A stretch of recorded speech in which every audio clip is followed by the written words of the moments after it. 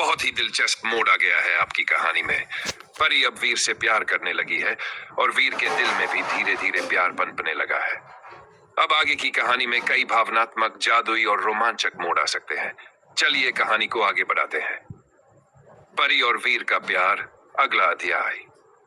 परी हर दिन वीर के करीब आती जा रही थी।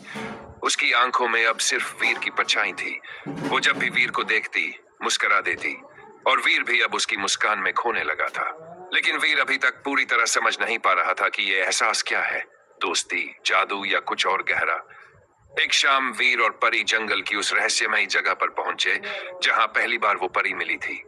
वीर ने अचानक पूछा, परी, अगर तुम इंसान होती तो क्या तुम मुझसे प्यार कर पाती? परी कुछ पल चुप रही।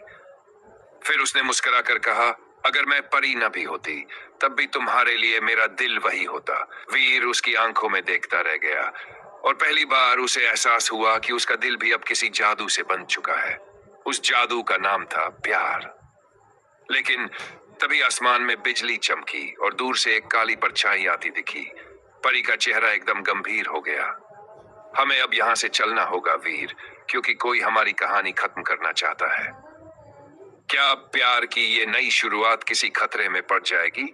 क्या वीर परी की रक्षा कर पाएगा और क्या उनका प्यार सच्चा साबित होगा? अगर आप चाहें तो मैं अगला भाग भी लिख दूं, जहां वीर और परी मिलकर उस काली ताकत का सामना करेंगे। क्या लिखूं अगला भाग? Subscribe to my channel. कोई हमारी कहानी खत्म करना चाहता है, हमारे पास आ रहा है। इसमें डर, रहस्य और एक भावनात्मक तनाव है। अगर आप चाहे तो इसे कहानी में ऐसे जोड़ सकते हैं। रात की खामोशी में वो सरसराहट फिर सुनाई दी। वीर ने परी की ओर देखा। उसकी आंखों में चिंता थी। परी ने धीमे से कहा, कोई है, कोई जो हमारी कहानी खत्म करना चाहता है और वो अब हमारे बहुत करीब आ रहा है। वीर ने तलवार की मूठ थामी। अब हमारी कहानी कोई और नहीं लिखेगा, अब हम अपनी तकदीर खुद तय करेंगे।